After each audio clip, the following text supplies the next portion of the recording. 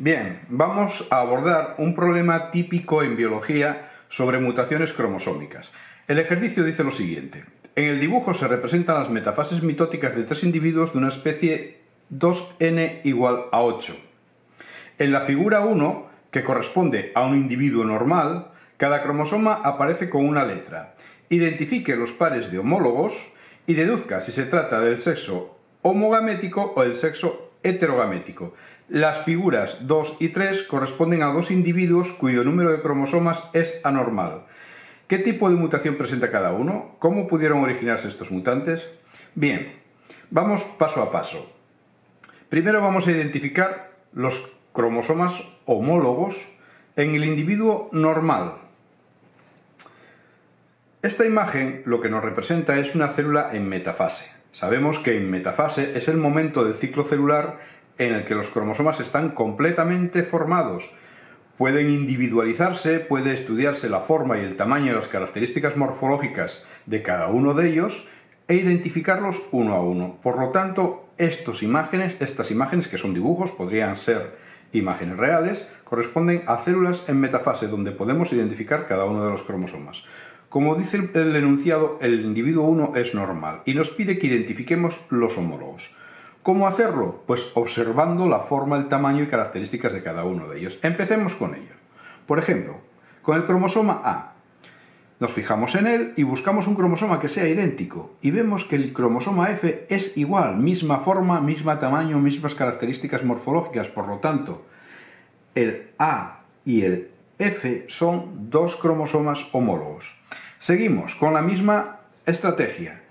Observamos el cromosoma B y buscamos otro igual y vemos enseguida que el cromosoma D es de la misma forma y tamaño y características morfológicas. Por lo tanto, B y D son un par de homólogos.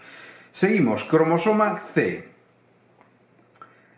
Nos fijamos y vemos que el cromosoma C es igual que el cromosoma G. C y G son iguales. Luego C y G son cromosomas homólogos. Voy a marcar aquellos que ya he identificado. El A, el B, el C, el F, el D y el G. El F, el D y el G. Y observo que solamente me quedan dos cromosomas por identificar. El E y el H, que son diferentes. No son homólogos. ¿Por qué? Porque estos dos cromosomas son los cromosomas sexuales. El E y el F se dice que no son homólogos, que son heterólogos. Heterólogos. El resto, los otros, son los cromosomas homólogos. Así que hemos identificado los cromosomas homólogos y el par sexual. Este es el par sexual. Es decir, el par de cromosomas que condiciona o dice cuál es el sexo del individuo. Bien, el problema nos dice también que observemos o que deduzcamos si se trata del sexo homogamético o el heterogamético. Es decir, si este individuo es de sexo homogamético o heterogamético.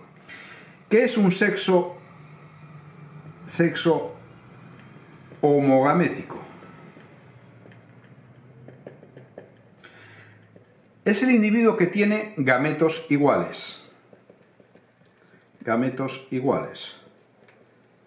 Es decir, aquel individuo que lleva los cromosomas XX.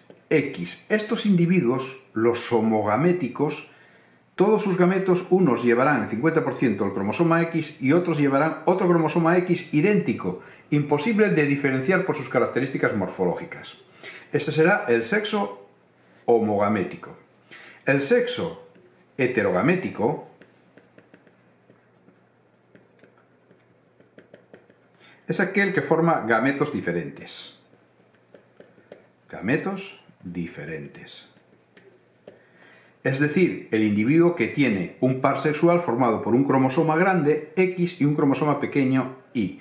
Este individuo, la mitad de sus gametos llevará un cromosoma X grandón y un cromosoma Y pequeñito. Son gametos diferentes. Por eso el término heterogamético. Bueno, pues nuestro individuo, volviendo al problema, nuestro individuo tiene un par sexual en los cromosomas E y F. E y H. Esto está mal. Es E y H. E y H. Estos dos cromosomas son heterólogos, son el par sexual. Por lo tanto, es el sexo heterogamético.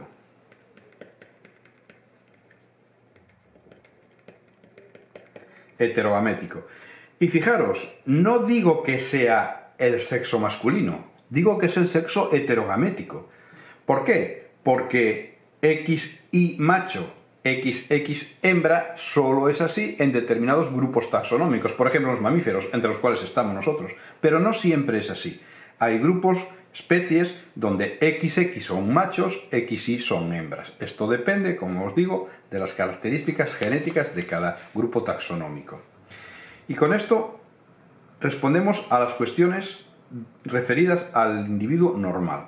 Ahora vamos con el individuo 1, 2 y el individuo 3. Nos dicen que son mutantes. Mutantes. No puede haber mutaciones en el ADN porque la secuencia de bases no la vemos. Solo vemos cromosomas. Luego habrá que pensar que son mutaciones en los cromosomas. Y para identificarlos, lo primero que vamos a hacer va a ser contar los cromosomas que tiene cada uno de ellos. Los contamos. 1, 2, 3, 4, 5, 6, 7, 8, 9, 10, 11 y 12. Este individuo tiene 12 cromosomas. Y este otro, el 3, tiene 1, 2, 3, 4, 5, 6, 7, 8 y 9. Tiene 9 cromosomas. Bien. Vamos a empezar por el individuo 3, que me parece un poco más sencillo de ver y más fácil de identificar. Un individuo normal, el individuo normal tiene 8 cromosomas en dos juegos homólogos, 2n igual a 8. Es decir, un individuo normal es 2n igual a 8, n igual a 4. Dos juegos homólogos de 4 cromosomas cada uno. 1, 2, 3, 4, 1, 2, 3, 4. Total 8. Este individuo tiene 9. Es decir, es un individuo que es 2n más 1. Es una mutación cromosómica numérica que afecta al número de cromosomas. En concreto es una aneuploidía. Una aneuploidía. Las aneuploidías son mutaciones en el número de cromosomas, pero que no afectan a un juego completo de homólogos. Un juego completo de homólogos son 4 cromosomas en esta especie. Aquí solamente está afectado uno, tiene uno de más. Luego es una aneuploidía. En concreto, esta aneuploidía 2n más 1 recibe un nombre, es un trisómico.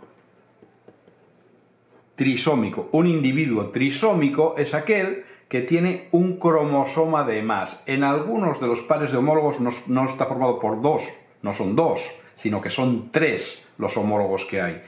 Este individuo, por lo tanto, en una pareja tiene 3. Es una pareja de 3, valga la redundancia o la reducción al absurdo. Bien, hay una trisomía muy conocida en la especie humana, que es la trisomía 21. La trisomía 21 da lugar a una enfermedad genética muy conocida, que es el síndrome de Down. Los individuos con síndrome de Down tienen 3 cromosomas 21, son trisómicos. Y vamos ahora con el individuo número 2. Este individuo número 2 tiene 12 cromosomas. Un individuo normal, 2n igual a 8, es un individuo que tiene n más n cromosomas, es decir, 4 más 4 cromosomas, 8 cromosomas. Pero este tiene 12, tiene 4 más. Es decir, este es un individuo que es n más n más n. 4 más 4 más 4. Es decir, los homólogos, en vez de estar de 2 en 2, están de 3 en 3. Si nos fijamos en alguno de ellos, lo podemos ver enseguida. Fijémonos, por ejemplo, en un cromosoma, por ejemplo este. Fijaros, aquí hay uno, aquí hay otro, y aquí hay otro. Hay 3. No hay 2, sino 3. Pues esto mismo ocurre con todos los cromosomas. Este y este. Es un individuo que tiene una mutación en el número de cromosomas que afecta a juegos completos de homólogos. Es decir, eso se denomina euploidía. Es una euploidía. En concreto, es un individuo 3N. Los individuos 3N se denominan triploides. Es decir, es un triploide. Triploide. No trisómico, sino triploide. Y bien, otra de las cosas que nos pregunta el problema, ya para terminar, es cómo pudieron originarse estos mutantes. El origen de estos mutantes. Bueno, el origen de estos mutantes es siempre una meiosis no disyuntiva. ¿Vale? Cuando el número de cromosomas está alterado es porque ha habido una meiosis no disyuntiva. Sabemos que los gametos se forman por meiosis. Todos los gametos tienen su origen en una meiosis.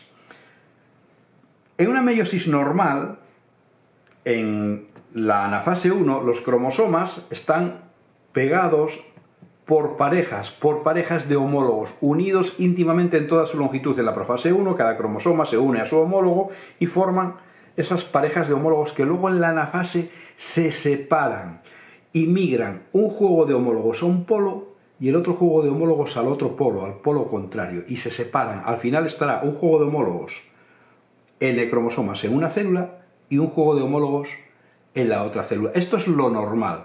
Pero en la meiosis no disyuntiva esto no ocurre así. Puede ocurrir, consiste en una meiosis no disyuntiva, en que un par de homólogos migran juntos a un polo. Así que a un polo migran todos los cromosomas homólogos más, o sea, un juego de homólogos más uno, porque no se han separado, han migrado juntos. Uno de los gametos tendrá un cromosoma de más, será un N más 1, mientras que el otro habrá perdido un cromosoma. Será un gameto N menos 1. Los gametos N-1 normalmente no suelen ser viables porque han perdido un cromosoma completo y con un cromosoma de menos la célula no es viable. Con un cromosoma duplicado sí, porque al fin y al cabo la información genética la tiene, será viable. Bien, eso es una meiosis no disyuntiva. La no disyunción puede afectar a un par de homólogos, a dos pares de homólogos o a todos los homólogos. Cuando todos los homólogos migran juntos a un polo, tenemos un gameto que es 2N y el otro gameto no llevará ningún cromosoma, lógicamente no será viable. Bueno, pues estas meiosis no disyuntivas dan lugar a estos gametos anormales que cuando se fecundan con un gameto normal originan estos mutantes. Así tendremos, por ejemplo, en el individuo número 2 tendremos una meiosis no disyuntiva donde un gameto que será diploide se fecunda con un gameto normal. La fecundación de estos dos gametos da lugar a un cigoto 3N, es decir, a un triploide. La meiosis no disyuntiva para formar este gameto ha afectado a todos los homólogos. Todos los homólogos han migrado juntos a un polo y formado este gameto. En el otro caso, la meiosis no disyuntiva ha afectado solo a un par de homólogos que han migrado juntos y han dado lugar al origen de un gameto mutado que es N más 1, es decir, lleva un cromosoma de más porque los dos homólogos han ido juntos a ese gameto. Así que es N más 1. ¿Cuándo se fecunda? Con un gameto normal, lo que obtenemos es un individuo que es un cigoto, que es 2N más 1, es decir, un trisómico. Triploide y trisómico. En los dos casos, meiosis no disyuntiva, que afecta a todo el juego de homólogos o bien a un solo homólogo. Dependiendo de una situación u otra, tendremos un triploide o un trisómico.